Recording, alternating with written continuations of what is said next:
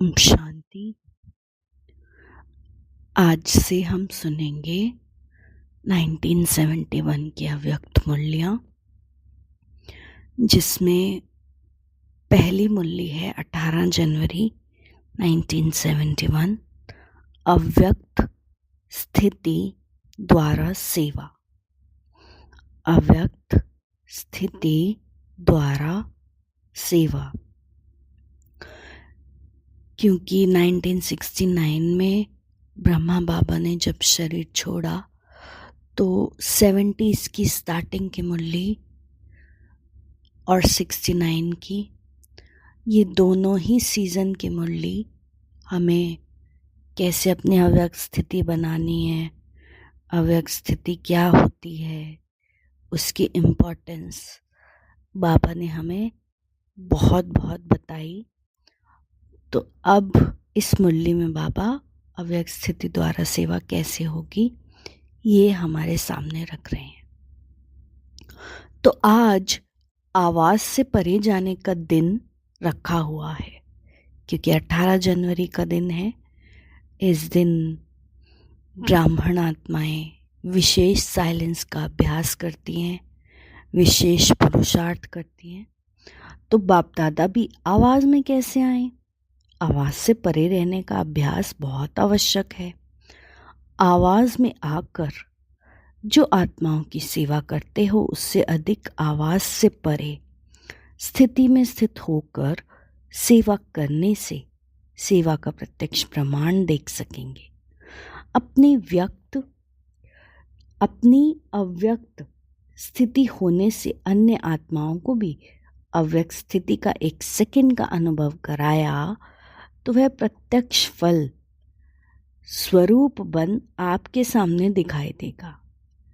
आवाज़ से परे स्थिति में स्थित हो, फिर आवाज़ में आने से पहले मैं आत्मा अपने निज शांत स्वरूप स्थिति में स्थित होकर फिर आवाज़ में आऊं तो बाबा कह रहे हैं वह आवाज़ नहीं लगेगा, लेकिन उस आवाज़ में भी अव्यक्त वाइब्रेशन का प्रवाह किसी को भी अपनी तरफ आकर्षित करेगा। वे आवाज़ सुनते हुए उन्हों को आपकी अव्यक्त स्थिति का अनुभव होने लगेगा। जैसे इस साकार सृष्टि में छोटे बच्चों को लोरी देते हैं ना, वह भी आवाज़ होता है, लेकिन वह आवाज़ से परे ले जाने का साधन होता है। ऐसे ही अव्यक्त स्थिति में स्थित होकर आवाज़ में आओ तो आवाज़ से परे स्थिति का अनुभव करा सकते हो। एक सेकंड की अव्यक्त स्थिति का अनुभव आत्मा को अविनाशी संबंध में जोड़ सकता है। ऐसा अटूट संबंध जुड़ जाता है जो माया भी उस अनुभवी आत्मा को हिला नहीं सकती। सिर्फ आवाज़ द्वारा प्रभावित हुई आत्माएं अनेक आवाज़ सुनने से आवागमन में आ जाती हैं, लेकिन अव्यक्त स्थिति में स्थित हुई आवाज़ द्वारा अनुभवी आत्माएं आवागमन से छूट जाती हैं, क्योंकि जो आवाज़ से अट्रैक्ट हुई आत्माएं होती हैं वो जब उनको अट्रैक्शन देंगे तो वो आ जाएंगे, लेकिन जब अट्रैक्शन नहीं मिला तो नहीं आएंगे। तो ऐसी आत्मा के ऊपर किसी भी रूप का प्रभाव नहीं पड़ सकता। लेकिन जिस आत्मा ने अपने सत्य स्वरूप को जान लिया, अपने निज शांति को अनुभव कर लिया, बाबा के साथ का अनुभव कर लिया, वो फिर इन सब से छूट जाती है। तो सदैव अपने को कंबाइंड समझ कंबाइंड रूप की सर्विस करो, अर्थात पहले अव्यक्त स्थिति फिर आवाज़। तो दोनों ही कंबाइंड रूप की सर्विस वारिस बनाएगी। सिर्फ आवाज़ द्वारा सर्विस करने से प्रजा बनती जा रही है, क्योंकि आवाज़ द्वारा सर्विस करने से केवल ये कुछ इसमें मिक्स भी होती है बाह्य मुक्तावली शक्ति, स्पीच देने की जो पावर होती है। तो इसीलिए बाबा कह रहे हैं उस पावर से प्रजा तो बनती जा रही है, लेकिन जो बाबा के साथ की शक्ति है, जो साइलेंस की शक्ति है, वो अनुभव कराती है एक इंडिपेंडेंट साइलेंस का। उसमें जो भी आत्माएं उस साइलेंस को अनुभव कर लेंगी, वो फिर छोटे छोटे देह के आकर्षण है ना, उसमें फंसती नहीं है। तो अब सर्विस में नवीनता लाओ। इस प्रकार की सर्विस का साधन कौन सा है? फिर बाबा ने कहा, जिस समय सर्विस करते हो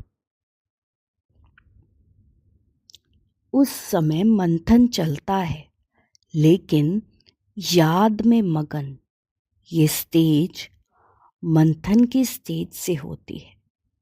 दूसरे की तरफ ध्यान अधिक रहता है।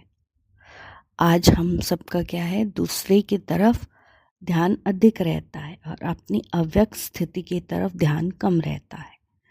इस कारण से ज्ञान के विस्तार का प्रभाव पड़ता है, लेकिन लगन में मगन रहने का प्रभाव कम दिखाई देता है।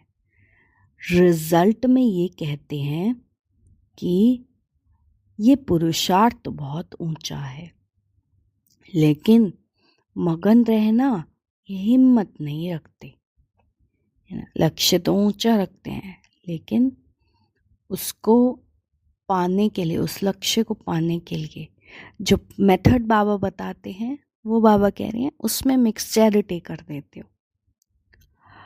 तो फिर क्या होता है, लगन का अर्थात संबंध जोड़ने का अनुभव नहीं किया है बाबा से। फिर क्या होता है, थोड़ा कणा दाना लेने से प्रजा बन जाती है।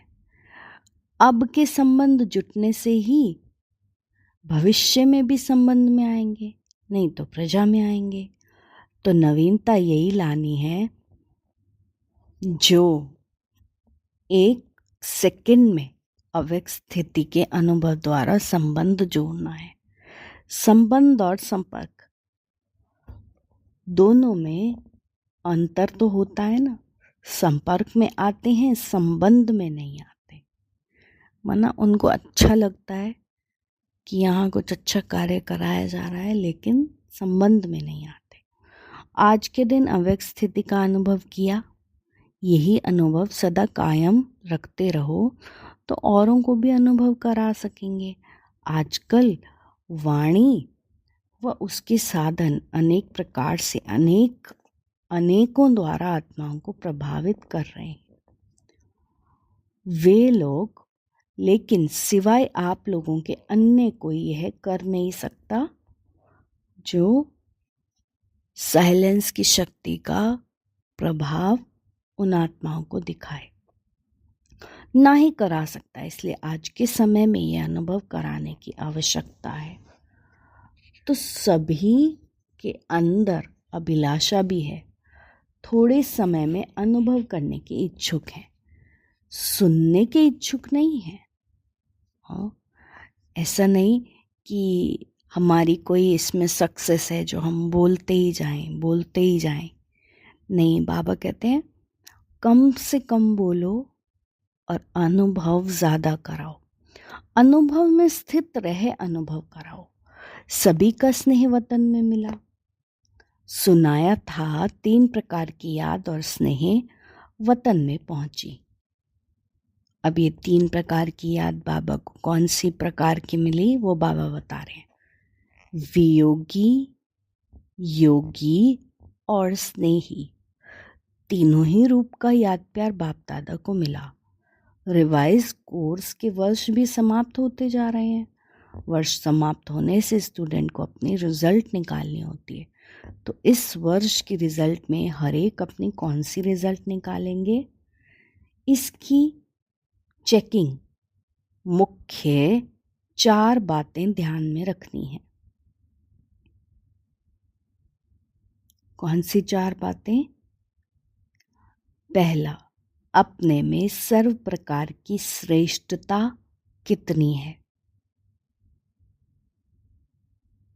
अपने में सर्व प्रकार की श्रेष्ठता कितनी है। दूसरा, संपूर्णता में व सर्व के संबंध में समीपता कितनी आई है।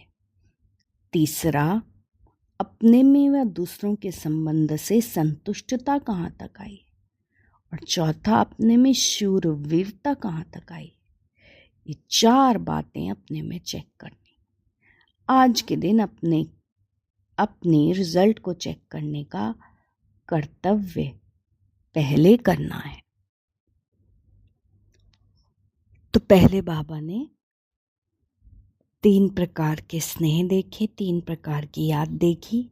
कौन सी? कुछ हैं वियोगी आत्माएं ना, जो जिनका योग, जिनकी बुद्धि का योग बाबा से उतना लगा नहीं हुआ है, दुनिया की और बातों में बुद्धि का योग लगा है। दूसरा, योगी आत्माएं, जो योग तो लगा है लेकिन उतना नहीं लगा जितना बाबा चाहते हैं, लव में लीन, स्नेही। इसीलिए तीसरी प्रकार की बाबा ने बताया स्नेही, जो आत्माएं एकदम लव में लीन है। फिर बाबा ने जो रिज़ल्ट की चेकिंग करनी है, हम गॉडली स्टूडेंट हैं, उसकी रिज़ल्ट की चेकिंग 4 प्रकार से करने को बताई। पहली, अपने में श्रेष्ठता कितनी आई। दूसरा, संपूर्णता सर्व संबंधों में। तीसरा, संतुष्टता। और चौथा, शूरवीरता। ये 4 बातें अपने में चेक करनी है। आज का दिवस सिर्फ स्मृति दिवस नहीं मनाना, लेकिन समर्थी बढ़ाने का दिवस मनाना। आज का दिवस स्थिति व स्टेज ट्रांसफ़र करने का दिवस समझो। जैसे आजकल ट्रांसपेरेंट चीज़ें अच्छी लगती हैं ना, वैसे अपने को भी ऐसी ट्रांसपेरेंट स्थिति में ट्रांसफ़र करना। आज के दिन का महत्व समझा, ऐसे ट्रांसपेरेंट हो जाओ जो आपके शरीर के अंदर जो आत्मा विराजमान है वह स्पष्ट सभी को दिखाई दे। आपका आत्मिक स्वरूप उन्हों को अपने आत्मिक स्वरूप का साक्षात्कार कराए। इसको ही कहते हैं अव्यक्त व आत्मिक स्थिति का अनुभव कराना। तो आज याद की यात्रा की रिजल्ट क्या थी? स्नेह स्वरूप थी या शक्ति स्वरूप थी? ये स्नेह भी शक्ति का वरदान प्राप्त कराता है। तो आज स्नेह का वरदान प्राप्त कराने का दिवस है। एक होती है पुरुषार्थ से प्राप्ति, दूसरी होती है वरदान से। तो आज का दिन पुरुषार्थ से शक्ति प्राप्त करने का नहीं, लेकिन स्नेह द्वारा शक्ति का वरदान प्राप्त करने का दिवस है।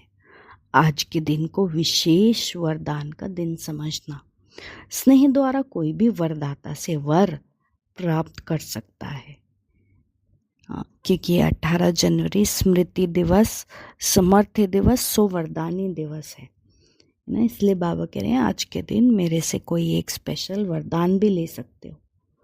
फिर किसने कितना वरदान लिया वह तो हर एक के ऊपर है, लेकिन स्नेह द्वारा सभी समीप आकर वरदान प्राप्त कर सकते हैं।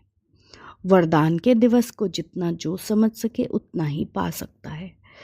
कैच करने वाले की कमाल होती है। आज के वरदान दिवस पर जो जितना कैच कर सके उन्होंने उतना ही वरदान प्राप्त किया है। जैसे पुरुषार्थ करते हो एक बाप के सिवाय और कोई याद आकर्षित ना करे, ऐसे आज का दिन सहज याद का अनुभव किया। क्योंकि ये वरदानी दिवस, समर्थी दिवस, स्मृति दिवस है, तो आज के दिन बाबा कह रहे हैं याद बहुत सहज ही आती है, तो उसका अनुभव किया ना। अच्छा, ओम शांति।